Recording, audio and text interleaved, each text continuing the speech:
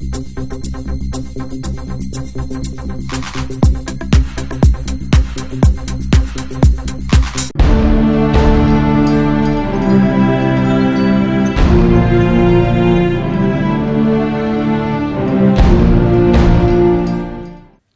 தூர்தர்ஷனின் மகுடத்தில் மேலும் ஒரு வைரமாக 2023ஆம் ஆண்டு நடைபெற்ற ஆசிய ஊடக உச்சி மாநாட்டில் ஒளிரும் புன்னகை ஜர்தோசி கலையும் கலைஞர்களும் என்ற ஆவணப்படம் AIBD எனப்படும் Asia Pacific institute for broadcasting development நிறுவனத்தின் 2023ஆம் ஆண்டுக்கான சர்வதேச நடுவர் விருதை கடும் போட்டிக்கிடையே வென்று வந்தது.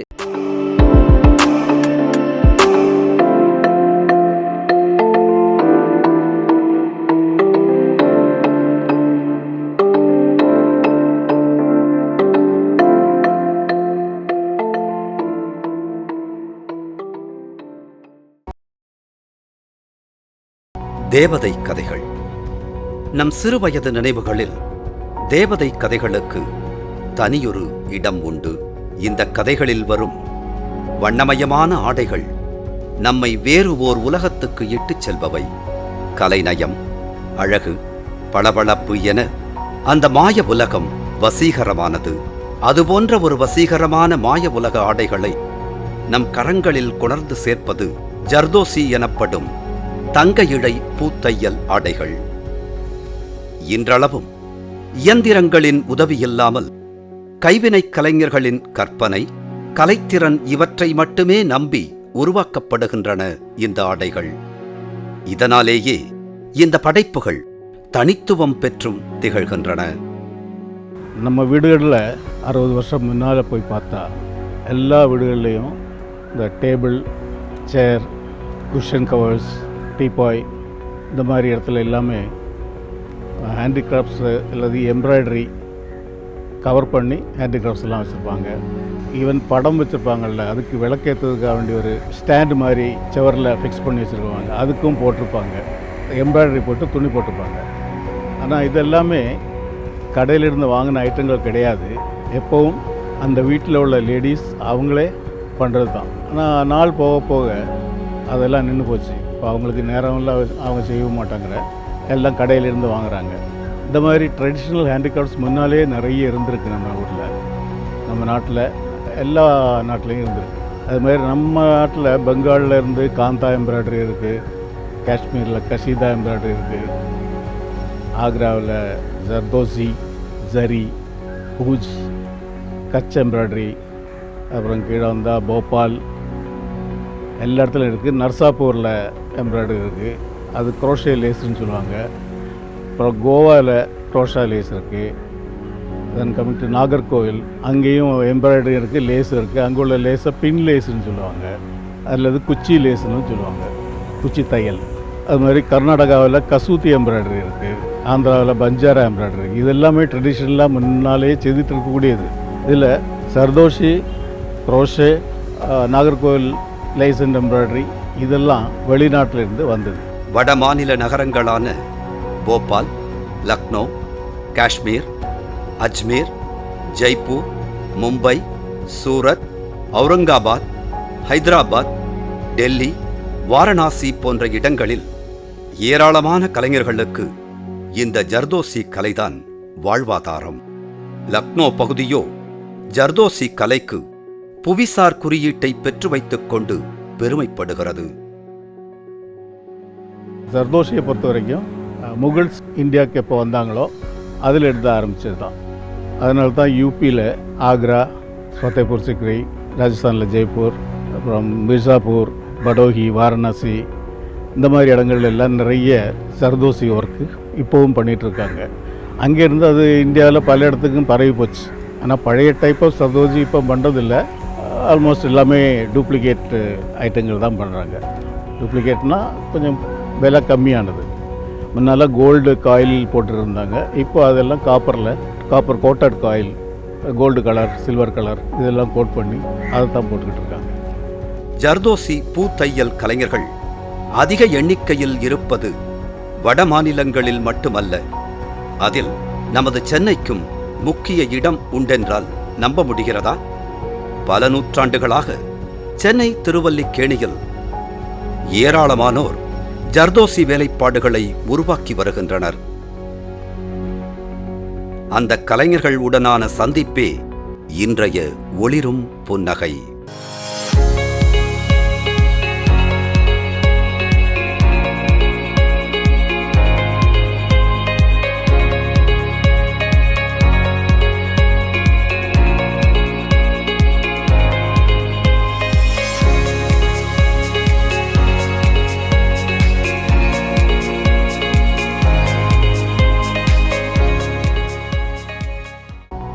இப்போது சென்னை திருவல்லிக்கேணிக்குள் உங்களை அழைத்துச் செல்கிறோம். திருவல்லிக்கேணி என்றதும் பல இடங்கள் நம் நினைவுகளில் நிழலாடும்.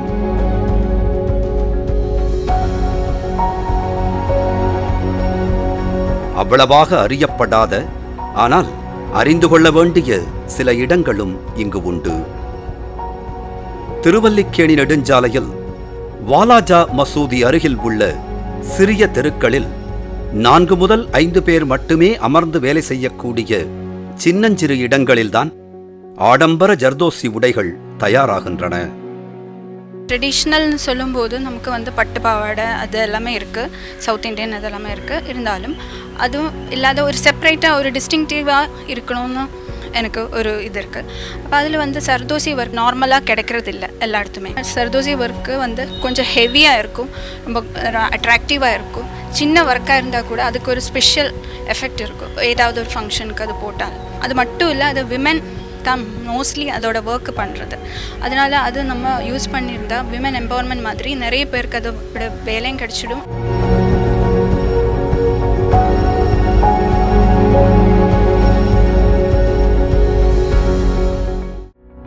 ஹசீனா பேகம் கவிதை பேசும் கரங்களுக்குச் சொந்தக்காரர். 3 மகன்களுக்கு தாய். தன் பணியிடத்தை அடைவதற்காக ஒரு நாளைக்கு 50 கிலோமீட்டருக்கு மேல் பயணம் செய்கிறார். ஜர்தோசி வேலை செய்து கிடைத்த வருமானமே 3 மகன்களை படிக்க வைத்துள்ளது. இன்று மகன்கள் பொருளாதார ரீதியாக உதவுவார்கள் என்றாலும் கற்ற கலையை கைவிட மனமில்லை அவருக்கு. வருமானம் தரக்கூடிய கலையொன்று கைவசம் இருப்பதால் எந்த கவலையும் எனக்கில்லை என்கிறார். நான் இந்த வேலை வந்து 8 வயசில் கற்றுக்கிட்டேன். கல்யாணம் பண்ணி கொடுத்தாங்க. கல்யாணம் பண்ணி கொடுத்து அப்புறமா எங்கள் வீட்டுக்காரர் விட்டு போயிட்டார். 3 பசங்க எனக்கு. அந்த பசங்களை இந்த வேலை செஞ்சு தான் நான் காப்பாற்றுறேன். இப்போது இந்த வேலை செஞ்சு தான் நாங்கள் சாப்பாடை சாப்பிட்றோம். 25 வருஷமாக இந்த வேலை நான் செஞ்சுட்டு இருக்கிறேன். ஆனால் நானும் நல்லா இருக்கிறேன், என் பசங்க கூட நல்லா இருக்கிறாங்க.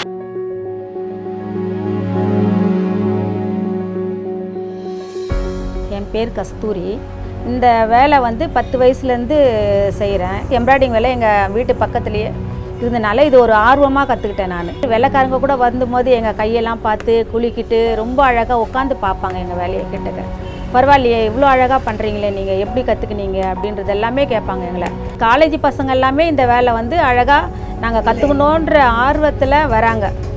நாங்கள் வந்து அந்த வேலையை வந்து அவங்களுக்கு சொல்லும்போது எங்களுக்கு இது ரொம்ப பெருமையாக இருக்கும். எங்களுக்கு இதை வச்சு தான் நாங்கள் குழந்தைங்களெல்லாம் காப்பாற்றணும். பசங்களை படிக்க வச்சது, கல்யாணம் பண்ணது எல்லாமே என்னுடைய கைத்தொழில் தான். எனக்கு இதை எவ்வளோ நாள் எங்களால் செய்ய முடியுமோ அவ்வளோ நாள் நாங்கள் செஞ்சுட்டே தான் இருப்போம். ஏன்னா அந்த வேலை வந்து எங்களுக்கு ரொம்ப பிடிக்கும். எங்களுக்கு இதுதான் நாங்கள் வந்து ஒரு தெய்வமாகவும் நினைக்கிறோம். நாங்கள்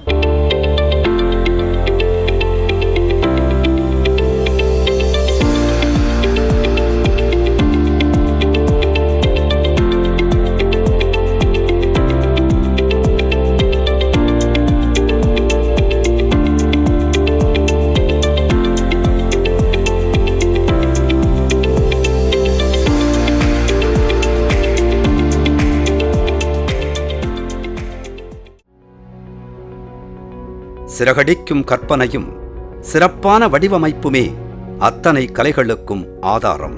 ஒரே கலை வடிவம் உலகின் பல பகுதிகளில் பல பெயர்களில் பரவலாக காணப்படுகின்றன.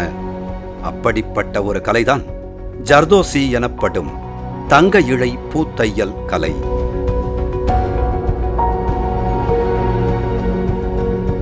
சர்தோசி எம்ப்ராய்டரி உருவானது டர்க்கியில்னு சொல்கிறாங்க. அபவுட் 400-500 இயர்ஸ் முன்னால் டர்க்கியில் ஆரம்பித்து அது பக்கத்தில் ஈரான், ஈராக் அந்த மாதிரி நாடுகளில், வெஸ்ட் ஏஷியன் மிடில் ஈஸ்ட் கண்ட்ரீஸ்லாம் தாண்டி ரஷ்யா வர போச்சு. ரஷ்யன் பார்டரில் கொஞ்சம் ஈஸ்டர்ன் மாகாணங்களில் கொஞ்சம் ஏரியாவில் பண்ணிகிட்ருக்காங்க. ஆனால் ரஷ்யாவில் ஆல்ரெடி கோல்டு த்ரெட் எம்ப்ராய்டரி பண்ணிட்டு தான் இருந்தாங்க. ஸ்பெயினில் இருந்து அவங்க காலனிகளான மெக்சிகோ, பிரேசில் இங்கெல்லாம் அது பரவலாக இப்போ செய்துட்ருக்காங்க.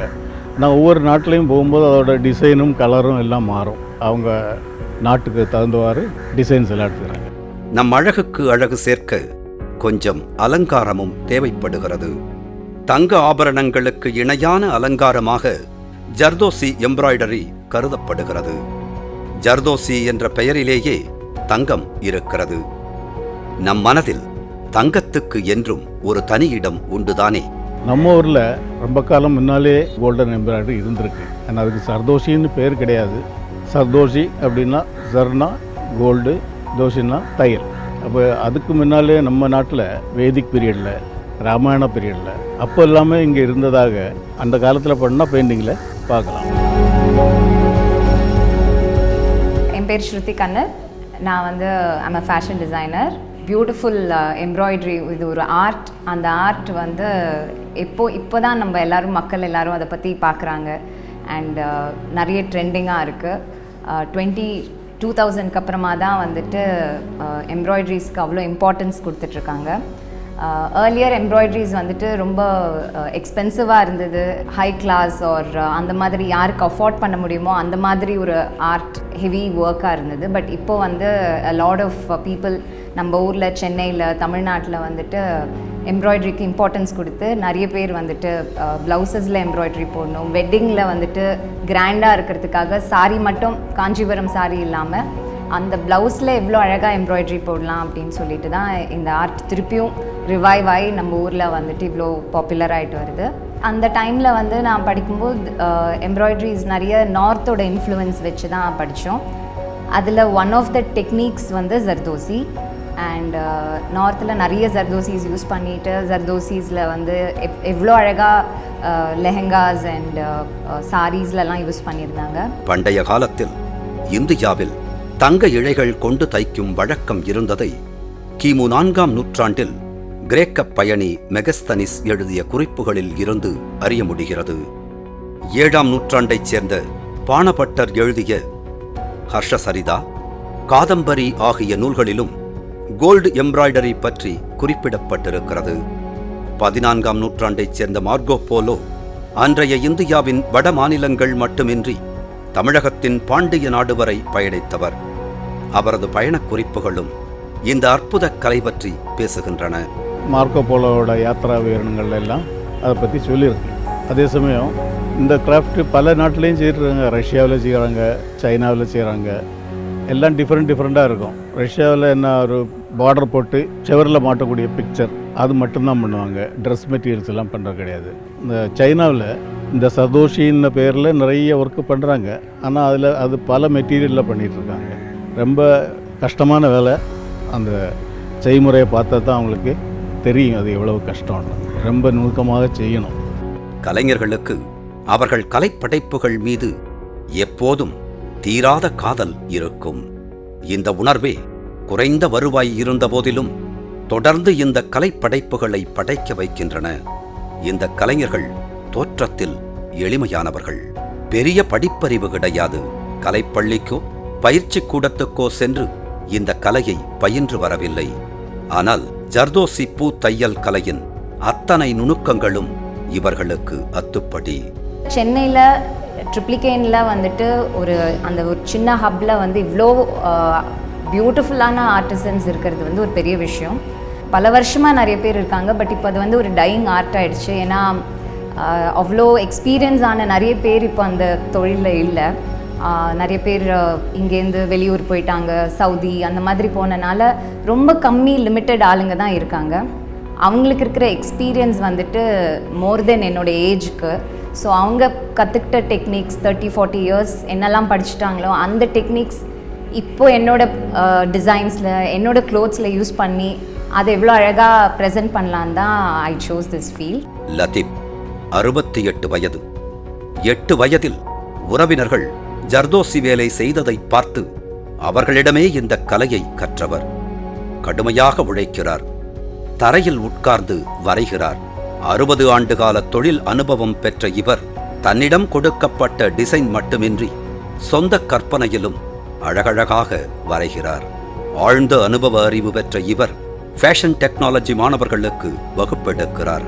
தன்னிடம் இந்த கலையை கற்க விரும்பி யார் வந்தாலும் கற்றுக் கொடுக்க தயாராக இருக்கிறார். என் பேர் லத்தீஃப் ஹுசைன். இந்த வேலை எங்கள் மாமா கிட்ட கற்றுக்கினேன். இந்த ஒர்க்கு ஃபேஷன் டிசைனிங் படிச்சுட்டு கூட கற்றுக்குறாங்க. சில பேர் இந்த எம்ப்ராய்டரி எப்படி செய்யணும், என்ன செய்யணும் அனி கேட்குறாங்க. கேட்டாக்க நாங்கள் சொல்லிட்டு தரோம். எனக்கு அந்த டைமில் யாருமே இல்லை, அப்பா இல்லை, அம்மா இல்லை, யாருமே இல்லை. இந்த வேலை நான் கற்றுக்கினேன். இதுலேயே நான் மின்னுக்கு வந்துட்டேன். ஓர் அழகிய ஜர்தோசி பூ தையல் எப்படி உருவாகிறது நமக்காக செய்து காட்டுகிறார் லத்தீப். இதுக்கு பேர் கோடா சொல்லுவாங்க, ஸ்டாண்டு. இதுக்கு பேர் கார்கா. இப்போது ஒரு ஜர்தோசி வேலை ஆரம்ப செய்ய போகிறோம். இது ஜாக்கெட்டு. இந்த டிசைன் போட போகிறோம். ஜர்தோசி பீட்ஸு, கட் பீட்ஸு இதெல்லாம் இருக்குது, முத்து இருக்குது, மணி இருக்குது, அதெல்லாம் இருக்கும் இதில்.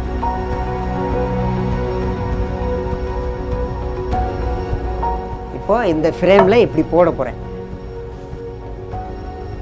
ஊசி நூல் இந்த ஃப்ரேமில் அட்டாச் பண்ண போகிறேன்.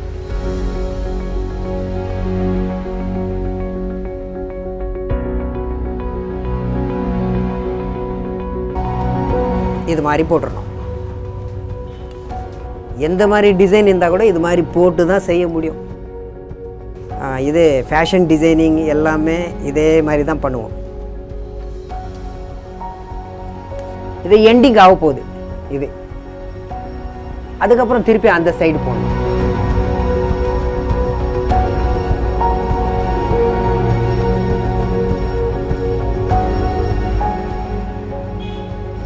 இது மாதிரி 2 பக்கம் ஃப்ரேமில் மாட்டிட்டு அப்புறமா இந்த சைடு ஒரு நூல் கவுத்து ஃபிட்டிங்காக போடணும். திருப்பி இந்த சைடு ஃபிட்டிங்காக போடணும். 4 பக்கம் கூட தையல் இருக்கணும். அப்போ தான் அது கரெக்டாக வரும்.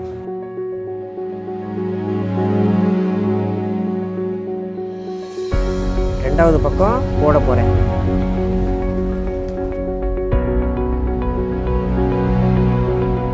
இது பலகை, ஷம்ஷீர் சொல்லுவாங்க.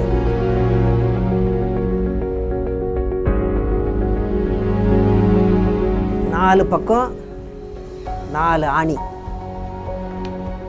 இதில் நூல் போடணும் ஃபிட்டிங்காக.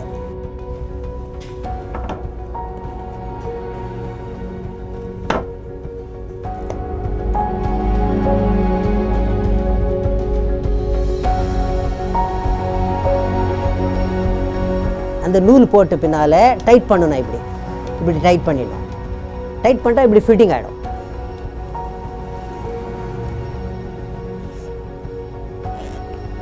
இது மாதிரி கட்டிடணும். கட்டிட்டு இப்போ டைட் ஃபிட்டிங் ஆயிடுச்சு. இப்போ இந்த மார்க்கிங் 2 ஹேண்டு, இது பேக் சைடு, இது ஃப்ரண்ட் சைடு. இந்த டிசைன் வருது. இப்போ ஆரம்பம் செய்ய போகிறேன். ஃபஸ்ட்டு ஒரு கோடு போடுறேன். கை ஓரமாக இது வருது.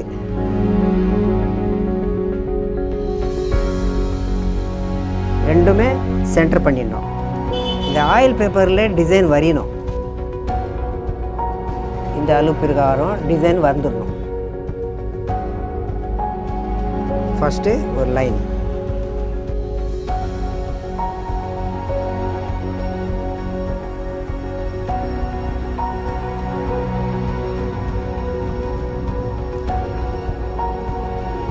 கொஞ்சம் கிருஷ்ணா போட்டேன். ஒரு பக்கம் பென்சில் நவுறிட்டா கூட அது சரியாயிடும்.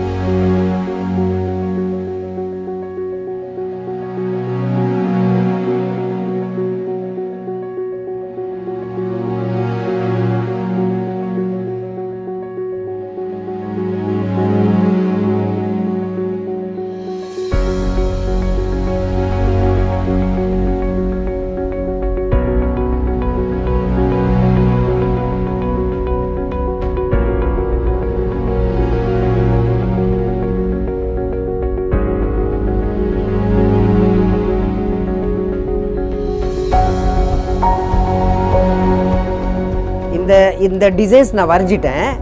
இப்போ வந்து ஹோல்ஸ் போடணும். இது ஹோல்ஸ் போட்டாக்கா அப்புறமா இந்த சாக் பவுடரு கிருஷ்ணால் கலந்து அடித்தா டிசைன்ஸ் துணியில் ஊந்துடும். இப்போ எல்லாமே ஹோல்ஸ் போட்டாச்சு ஊசியில். இப்போ சாக் பவுடர் போட்டேன் நான். அதுக்கப்புறம் கொஞ்சம் கிருஷ்ணால் கலந்து இப்போ டிசைன் சரியாக வச்சுட்டேன். அதுக்கப்புறம் சாக் பவுடர் எடுத்து டிசைன் போட்டேன்.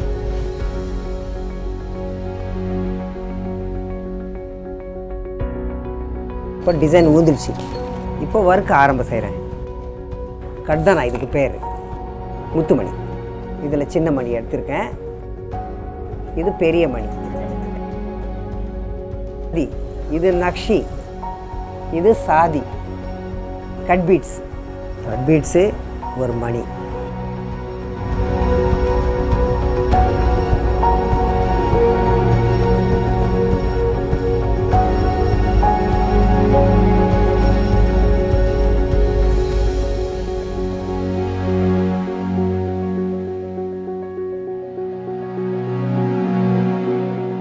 இப்போ கட் பண்ணிவிட்டு போட போகிறேன்.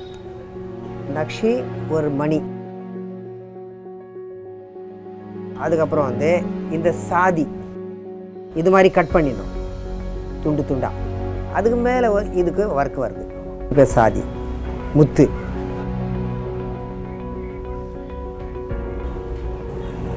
இது மாதிரி லைனாக போட்டுருணும்.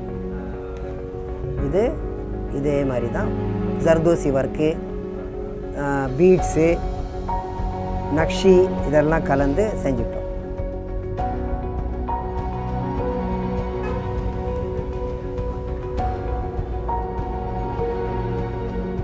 இன்னும் கொஞ்சம் தான் வேலை இருக்குன்னா இப்போ முடிய போகுது. இது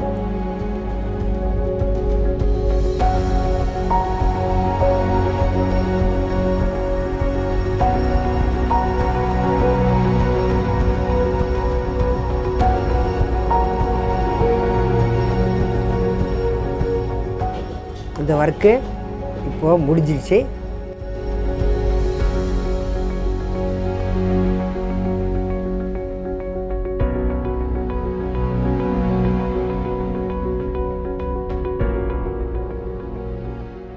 மனம் மயக்கும் இந்த அற்புத கலை கடந்த சில நூற்றாண்டுகளாக நமது சென்னை மாநகரில் தழைத்தோங்கி பல பரம்பரை கலைஞர்களை உருவாக்கியுள்ளது.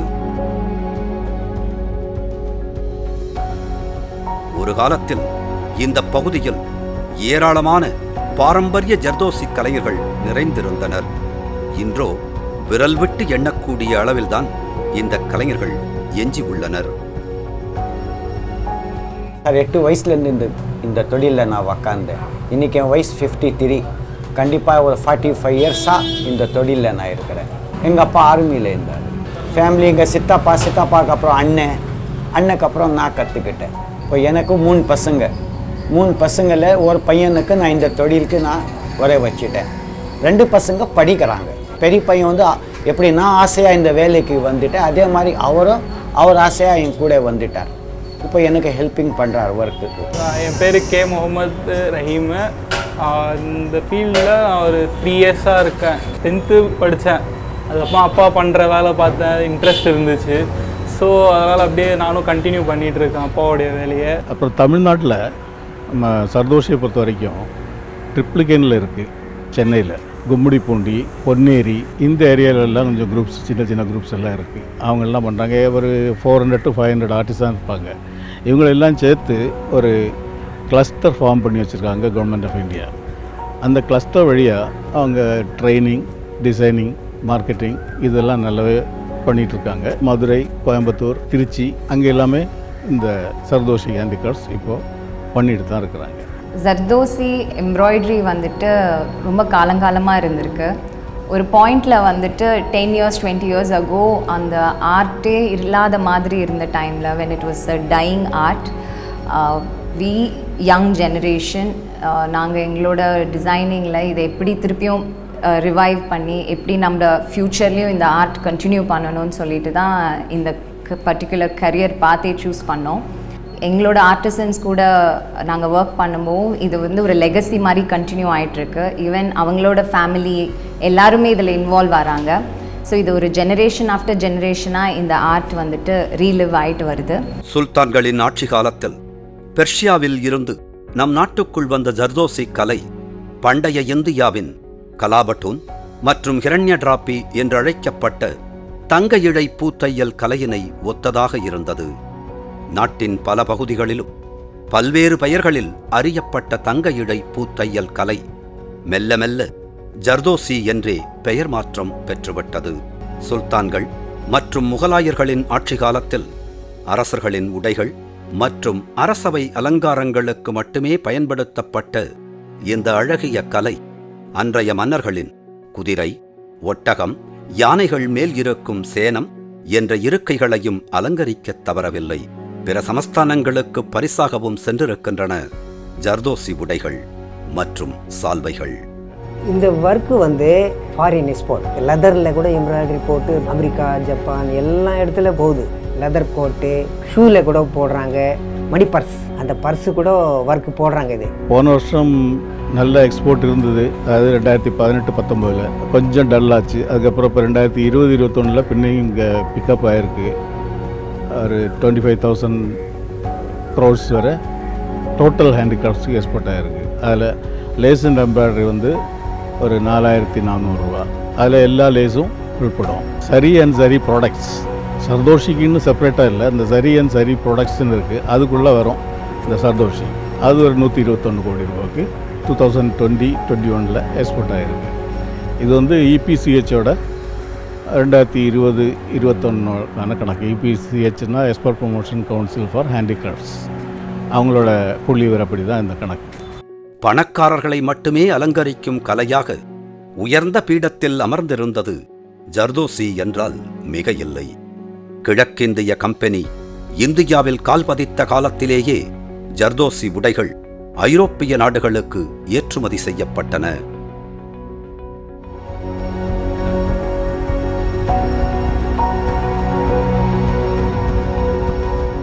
படித்து வந்தால் டைரெக்டாக டிசைனராக போகலாம். இது வந்து ஹேண்ட் ஒர்க்கு.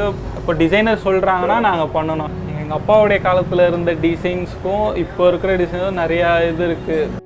வெகுஜன மக்களின் பயன்பாட்டில் இல்லாத எந்த ஒரு கலையும் வீழ்ச்சி அடைவது இயற்கை. அந்த வகையில் தொழில் புரட்சியும் அதன் விளைவான இயந்திரங்களால் செய்யப்பட்ட மலிவு விலை பொருள்களாலும் ஜர்தோசி போன்ற பல அற்புத கைவினை கலைகள் சரிவை சந்தித்தன. கலைகளுக்கு என்றும் அழிவில்லை. ஜர்தோசியும் இதற்கு விலக்கில்லை. டிப்ளிகன் ஏரியாவில் முதல்ல நிறைய பேர் ஜர்தோசி வேலை எங்கே பார்த்தோன்னா ஜர்தோசி ஆளுங்க. அதுக்கப்புறம் போவோம் இந்த வேலை அப்படியே ஆளுங்க கம்மியாயிடுச்சு. சிலங்க பேர் டெய்லரில் போயிட்டாங்க, சிலங்க பேர் சமையலுக்கு போயிட்டாங்க, சிலங்க பேர் அவுட் ஆஃப் போயிட்டாங்க. அதில் இந்த வேலையில் ரொம்ப கம்மியாயிடுச்சு. திரும்பி இப்போ ஆண்டவன் இந்த வேலைக்கு கொஞ்சம் இது கொடுத்துருக்கிறார். இப்போ திரும்பி எல்லாம் சேர்த்து கொஞ்சம் அதிகமாக இருக்கிறாங்க ஆளுங்க. கால மாற்றத்திற்கு உட்பட்டு பூத்தையல் கலைஞர்கள் தங்கம் மற்றும் வெள்ளி இழைகள் போன்றே தோற்றமளிக்கும் இமிட்டேஷன் இழைகளால் இந்த உடைகளை மீண்டும் உருவாக்கியதன் மூலம் ஃபீனிக்ஸ் பறவையாய் உயிர்த்தெழுந்தது ஜர்தோசி என்னும் அதியற்புத கலை. ஜென்ஸுக்கும் லேடிஸுக்கும் உள்ள எல்லா ட்ரெஸ் மெட்டீரியல்ஸ் பண்ணுறாங்க. கவுன்ஸ், ஃப்ராக், அப்புறம் தொப்பி, காலில் உள்ள ஜூத்தின்னு சொல்லுவாங்க, அதாவது ஷூஸ், லெதரில் ஷூ பண்ணி அதில் இதெல்லாம் சர்தோஷி எம்ப்ராய்டரி பண்ணுறாங்க. இதுக்கு தேவையான ரா மெட்டீரியல் என்னென்னு பார்த்தா வெல்வெட் கிளாத்து, சட்டின் கிளாத், சில்க், லெதரில் கூட பண்ணிகிட்டு இருந்தாங்க. அப்புறம் ஸ்டோன்ஸ், விலையுறந்த கற்கள், அது நிறைய போடுவாங்க. முத்து, நன்முத்துன்னு சொல்லுவாங்கள்ல அது. தென் பவிழம், சில இடத்துல சீஷெல்ஸ் கூட, ரேர் சீஷெல்ஸ், அதை கூட வச்சு பார்டரில் கட்டி தூக்கி போடுறாங்க.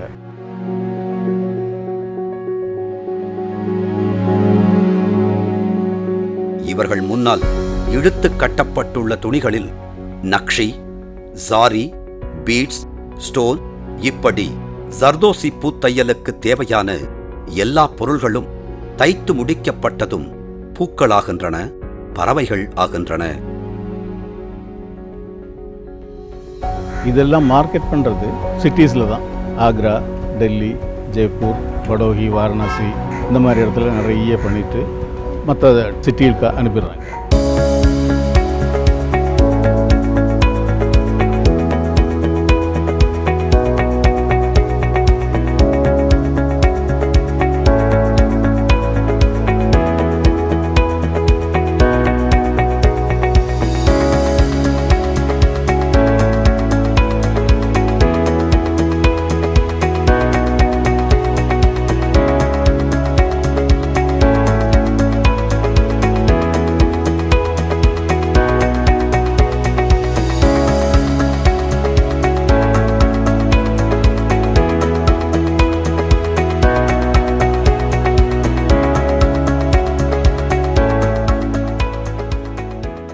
இந்த ஒர்க்கு வந்து சிம்பிள் ஒர்க் கூட இருக்குது, கொஞ்சம் மீடியம் ஒர்க் கூட இருக்குது, காஸ்ட்லி ஒர்க் கூட இருக்குது. சிம்பிள் ஒர்க் வந்து த்ரெட் எம்ப்ராய்டரி, ஜரி அது மாதிரி சேர்த்து ஒரு 1500 rupeesல முடிச்சிடலாம்.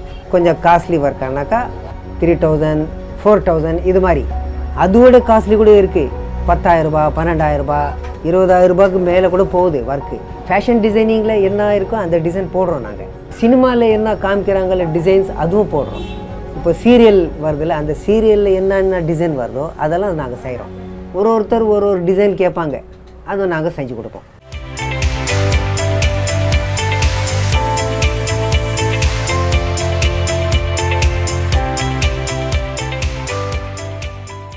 நம்ம கஷ்டப்பட்டு ஜர்தோஷி ஒர்க் பண்ணி மார்க்கெட்டு போகும்போது மிஷின் மேடு ப்ராடக்ட்ஸ் நிறைய அங்கே வந்துடுது.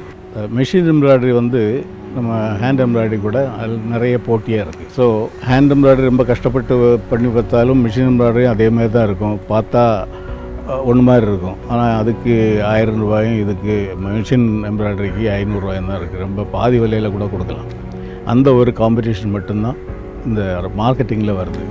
ஆனால் இப்போ கொஞ்ச நாளாக இந்த 2 வருஷமாக பேண்டமிக் இருக்கிறதுனால மார்க்கெட்டிங் எல்லாம் ரொம்ப டல்லாக தான் இருக்குது.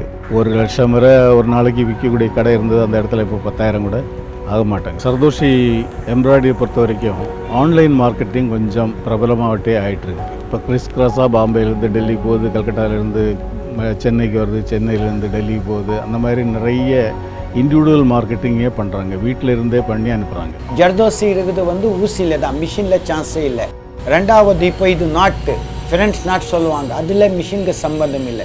இது 2 கை தான், கையில் தான் நம்ம பண்ண முடியும். மிஷினில் என்னன்னா மிஷின் என்ன பண்ணுறது அதுதான் பண்ண முடியும். கை தொழில் வந்து நம்ம எது வேணால் நம்ம பண்ணலாம். இந்த ஊசி தான், இந்த ஊசியில் எப்படி வேணால் நம்ம எடுக்கலாம். ரெண்டாவது இது ஒரு ஊசி, இது ஊசி வச்சு இந்த மாதிரி ஜர்தோசி வேலை எடுத்துடலாம். இதுதான் கை. இந்த ஊசியோட லென்த்து பாருங்கள் சின்னது. இந்த ஊசியில் தான் இந்த மாதிரி சரிகை வேலை, பட்டு வேலை பண்ணலாம். இது லென்த்து பெரிய. இதில் ஜர்தோசி வேலை, கடானா, பீட்ஸ் வேலை, மணி வேலை எல்லாமே இந்த ஊசியில் பண்ணலாம். கைத்தொழில் மைண்டில் என்ன நம்மளுக்கு வருமோ அது அதில் செய்யலாம். சாதாரண இழைகள் மற்றும் மலிவான கற்களை கொண்டு உருவாக்கப்பட்டாலும் ஜர்தோசி எம்ப்ராய்டரியில் ஒரு தனித்த கம்பீரம் இன்றும் இருக்கவே செய்கிறது. திருமணங்கள் சொர்க்கத்தில் நிச்சயிக்கப்படுகின்றன. மணநாளின் மகிழ்வை அதிகமாக்கிக் கொடுப்பவற்றுள் திருமண உடைகளுக்கு மிக முக்கிய இடம் உண்டு. வடமாநில திருமணங்கள் ஆட்டம் பாட்டம் கொண்டாட்டம் மட்டுமின்றி வண்ணமயமான உடைகளாலும் நிரம்பியவை. மணமகனுக்கு தலையில் அணியும் டர்பன், ஷர்வானி, இடையில் செருகும் வாளின் உரை, இப்படி பல பல. மணமகளுக்கோ சொல்லவே வேண்டாம். லெஹங்கா, துப்பட்டா, வளையல், கைப்பை, காலணி, கிளட்ச் எனப்படும் பர்ஸ், இப்படி எல்லாமே ஜர்தோசி மயம்தான். அப்படியே நாட்டின் தென்பகுதி நோக்கி வந்தால் பெரும்பான்மையான திருமண வரவேற்பு விழாக்களில் ஜர்தோசி வேலைப்பாடு அமைந்த புடவையில் மணமகள்கள் ஜொலிக்கிறார்கள். முகூர்த்தம் நடைபெறும் பொழுதோ கூரைப்புடவையின் ரவிக்கை முழுக்க ஜர்தோசி வேலைப்பாடுதான். இன்றைய மணமக்கள் திருமண உடைகளுக்கு பல ஆயிரம் முதல் சில லட்சங்கள் வரை செலவு செய்ய தயங்குவதில்லை. இப்போது ஒரு ப்ளவுஸ் ரெடி பண்ணணும், ஒரு ப்ளவுஸில் எம்ப்ராய்ட்ரி நம்ம ஒர்க் பண்ணணும்னா அதுக்கு ரொம்ப டைம் தேவைப்படும் அண்ட் நிறைய பேரோட இன்வால்வ்மெண்ட் இருக்குது. ஒரு ப்ளவுஸ் ஸ்டிச் பண்ணுறது மாதிரி இல்லை. எம்ப்ராய்ட்ரி போடணுன்னா அது ஃபஸ்ட்டு வந்து இன்ஸ்பிரேஷன் எடுப்போம், நாங்கள் டிசைன் பண்ணுவோம், நம்ம சவுத் இண்டியனுக்கு மேட்ச் பண்ணுற மாதிரி, நம்ம காஞ்சிபுரம்ஸ்க்கு மேட்ச் பண்ணுற மாதிரி என்ன டிசைன் பண்ணலான்னு சொல்லிட்டு அதுக்கு நாங்கள் ஸ்கெச்சஸ் ரெடி பண்ணிவிட்டு டெய்லரிங் பண்ணுறது. ஸோ ஒரு ப்ளவுஸ் பண்ணுறதுக்கே அட்லீஸ்ட் 10 to 15 days டைம் எங்களுக்கு எடுக்கும். இந்த அற்புத கலை வடிவம் கலைஞர்களுக்கு வாழ்வின் அடிப்படை பொருளாதார தேவைகளை நிறைவு செய்யும் ஒரு தொழில் என்றாலும் அணிந்து மகிழ்பவர்கள் இதை ஓர் அற்புத கலை பொக்கிஷமாகவே போற்றிக் கொண்டாடுகிறார்கள்.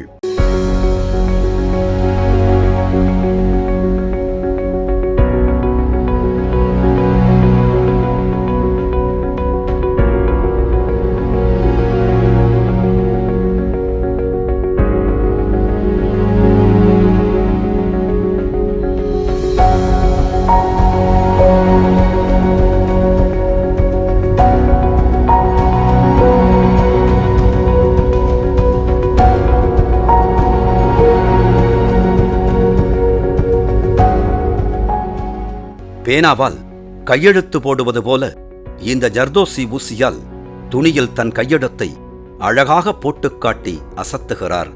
தன்னால் தனித்துவமான டிசைன்களை உருவாக்க முடியும், கண்ணால் காண்பது அனைத்தையும் கலையாக மாற்றிக் காட்ட முடியும் என்கிறார். நான் வந்து இந்த ஊசியில் நான் என் பேர் எழுதுடுவேன், நான் லெட்டர் எழுது கொடுனா கூட இந்த ஊசியில் நான் லெட்டர் எழுதுடுவேன். இது பாருங்கள்.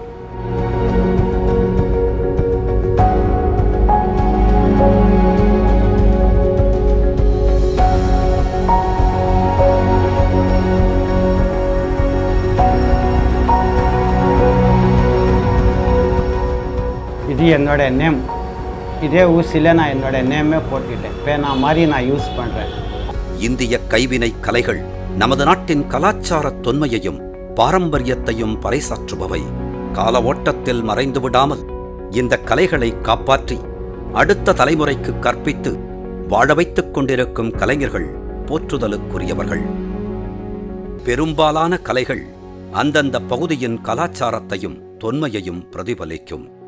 உதாரணமாக, ஒரு பகுதியில் ஏராளமான மயில்கள் இருந்தால் அந்த பகுதியைச் சேர்ந்தவர்களின் உடைகளில் மயில் உருவம் நிச்சயம் இடம்பெறும். அந்தந்த பகுதியின் இயற்கைச் சூழல், மரங்கள், மலர்கள், இலைகள், பறவைகள், விலங்குகள், இப்படி நம்மைச் சுற்றி நடக்கும் நிகழ்வுகளே ஜர்தோசி எம்ப்ராய்டரி வடிவமைப்பின் மையக் கருவாக விளங்குகின்றன. கால மாற்றத்திற்கு ஏற்ற புதிய வடிவங்களும் இப்போது இடம்பெறத் துவங்கியுள்ளன.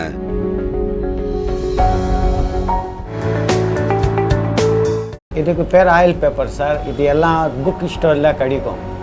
இதில் நம்ம இப்படி பேனா எடுத்து இந்த மாதிரி டிராயிங் பண்ணிடுவாங்க.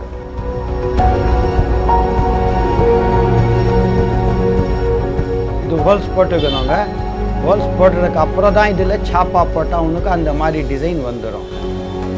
இது கிருஷ்ணால் இது சாப்பீஸ் பவுடர் வரும்ல, ரிங் பவுடர், சாப்பீஸ் நம்ம மூஞ்சி கடிக்கிறது பவுடர், அது கலந்து கட்டானா கூட வரும். ஹோல்ஸ் பண்ணுறதுக்கப்புறம் இப்படி சாப்பா போடுவாங்க. போட்டால் உனக்கு தானாக இந்த மாதிரி டிசைன்ஸ் வந்துடும்.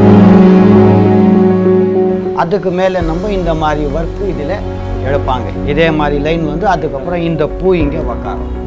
இதில் இது எப்படி எடுத்துக்கணும், எடுத்த பிறகு இப்படி நூல் இருக்கும் கீழே, நூல்லேருந்து இப்படி நம்ம இது எடுத்துக்கிறாங்க. அவ்வளோதான். இது இங்கே நாட் இப்படி போட்டுக்கணும். அதுக்கப்புறம் இதில் இந்த மாதிரி ஒர்க் நம்ம செய்வாங்க. இது ஹைட்டுக்காக.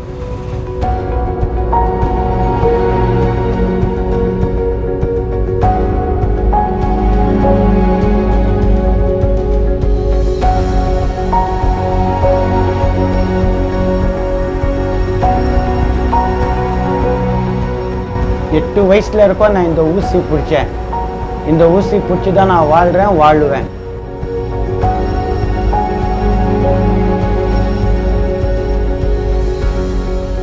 நான் என் தொழிலில் சந்தோஷமாக ஹாப்பியாக இருக்கிறேன். இன்று நாம் சந்தித்தது ஜர்தோசி வேலைப்பாடுகளை மட்டுமே செய்யும் நிபுணத்துவம் பெற்ற கலைஞர்களை. காலத்தை வென்று தழைத்துக் கொண்டிருக்கும் இந்த கலை நாடு முழுவதும் நல்ல பல கலைஞர்களுக்கு வாழ்வாதாரமாக இருக்கிறது. திறமை பெற்ற இந்த கலைஞர்களுக்கு தகுந்த அங்கீகாரம் கிடைத்தால் கலைத்தாயின் முகத்தில் காணலாம் ஒளிரும் புன்னகை.